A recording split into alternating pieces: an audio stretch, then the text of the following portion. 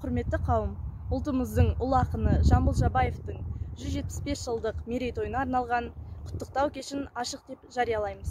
Еліміздің тарихында бір дәуірде дүниеге келген екі ақын бар. Бірі Абыз Абай болса, екіншісі жыр дүлдүлі Жамбыл Жабаев. Өткен жылы Жамбыл Жабаевтың 174 жылдығын атап өткен болсақ, биылғы 175 жылдық мерейтойы рухани қазынаға айналды. Жамбыл Жабаев Жамбыл облысы Жамбыл тауының етегінде дүниеге келген. Ол жастайынан жырға қанып өскен. Өз анасы ұлданның ақындық қасиетін бойына сіңірген. Менің пірім Сүйінбай деп Жамбылдың өзі жырға қосқандай, Сүйінбай Аронұлы секілді жыр даңғылынан тәлім тәрбие алған. Жамбыл менің жай атым, халық менің шын атым деп жырлаған ұлы жырау, халықтың көкейінде жатқан шын арманды өзінің өлеңінде жеткізген. Сондықтан Қазақстанның тұңғыш президенті Нұрсұлтан Әбішұлы Назарбаев адалдық пен ізгіліктің жыршысы деп өзінің тарихи бағасын берген.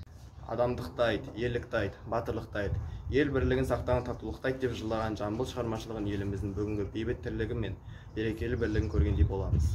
Жамбыл Жабаевтың белгілі бір тарихи оқиғаларға қатысты туған толғауларынан ерекше орын алып келеді. Әсіресе ақынның Ұлы Отан соғысы кезіндегі толғауларынан ерекше маңызы бар. Ұлы жырау қазақ халқының оның поэзиясы бүкіл әлемге жария етті. 1932 жылы Жамбыл шығармашылық өнеріне 75 жылдығын тойлағанда оған әлемнің әр түпкірінен құттықтаулар келді. Жамбыл Жабаев әдебиет өнеріне мол үлес қосты. Оның Саурық батыр, Өтеген батыр және де Көрұғылы атты дастандары оның эпикалық жанрды терең меңгергендерін айтады. Сонымен қатар Жамбыл Жабаев эпикалық жанрдың бізге таратушысы болып есептеледі. Жамбылдың халық үшін қалған жасы.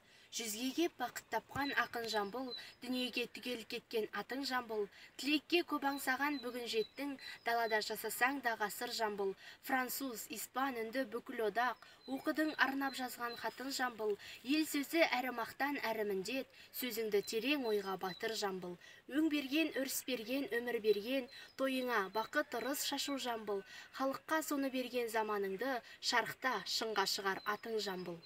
Басқа дүние бірде, көмілмейді кебілмейді. Көп қарға тең келмейді бір сұңқарға, көп жылға тең келмейді бір тұлпарға. Жақсының әр қашанда жөні бөлек, жаман адам жарамас бір құнтар.